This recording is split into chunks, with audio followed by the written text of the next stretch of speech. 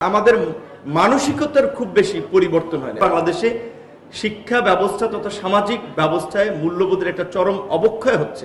আমাদের রাজনীতি এবং সমাজ একটা নতুন বাস্তবতার নিরিখে পরিচালিত হবে। তরুণ হিসেবে আমি খুব হতাশ। একটা দেশ, একটা জাতি মোরালি স্ট্রং না হলে কখনো এগিয়ে যেতে পারবে না। দুর্নীতি, অনিয়ম এই দেশের, এই সমাজের প্রত্যেকটি অর্গানে রন্ধ্রে রন্ধ্রে আপনার ছড়িয়ে আছে। প্রধানমন্ত্রীর সাধারণ জীবনযাপন, সাধারণ দিক নির্দেশনা দেখেন, আমি ব্যক্তিগতভাবে খুব এনকারেজ হই।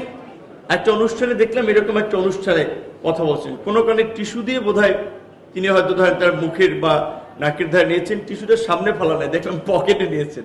প্রধানমন্ত্রীর মানে এরকম ছোটোখাটো ঘটনা, এগুলো তো ওই আমাদের জাহাঙ্গীরনগরের ভাইস চ্যান্সেলর স্যারের সাথেও অনেক আন্দোলন সংগ্রামে দেখা হচ্ছে, বক্তব্য দিয়েছি, স্যার যেটা বললেন। তো আমি মনে করি আমাদের মানে হচ্ছে থিওরির পাশাপাশি প্র্যাকটিসটাও দরকার, যেটা সম্ভবত eastern university vice chancellor sir কয়েকটা দেশের উদাহরণ দিয়ে বলেছিলেন, জাসদকে ইন্ডিকেট করে যেই কথা বলেছিল যে একেবারে স্যার তো যেহেতু সিনিয়র মানুষ, আমি তো আর আসলে ওইভাবে একজন জাতীয় নেতা ছিলেন, তার কর্মকাণ্ড নিন্দিত নন্দিত হতেই পারে, সেটা শেখ মুজিবুর রহমান আমরা একটু সম্মানের সাথেই বলতে হয়। স্যার তো তার ওই সময়ের সে শেখ মুজিব বলেই উদাহরণ দিয়েছেন। আমি খুব একটা চিন্তিত ছিলাম যে শেষ পর্যন্ত একটা ঝামেলা হবে যে আমাদের প্রোগ্রামে সেই বক্তব্যটা দিয়েছিলেন স্যারের এই যে বোধহয় মামলা টামলা হয়েই যাবে। তো এইভাবে সাহসী অনেক বক্তব্য দিয়েছেন, অনেক কথা স্ট্রেট ফরওয়ার্ড বলেছেন। সেই সময় খুব কম ব্যক্তি ছিল যারা এইভাবে কথা বলতে পারতো।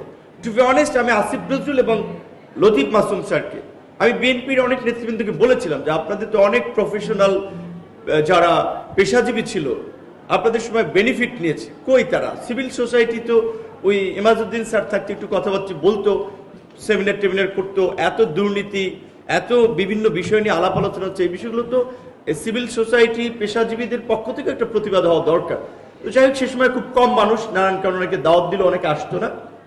স্যার আমাকে এইটার দুটো প্রোগ্রামে দাওয়াত করেছে, বামডার না দেখে এইটা একটা কারণ যে স্যারের দাওয়াতে আমার থাকা দরকার।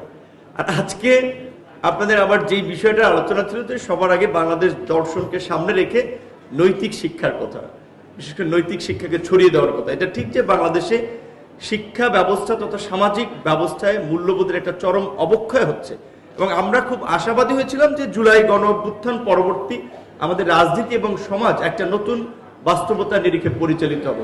কিন্তু আমি একজন ইয়ং হিসেবে, তরুণ হিসেবে আমি খুব হতাশ এই কারণে যে সরকারের পরিবর্তন হয়েছে, রাষ্ট্রীয় পলিসির পরিবর্তন হচ্ছে, বাট আমাদের মানসিকতার খুব বেশি পরিবর্তন হয়নি। আমাদের মানসিক দৈন্য দশা আগেও যে জায়গায় ছিল এখনো সেই জায়গায় রয়েছে।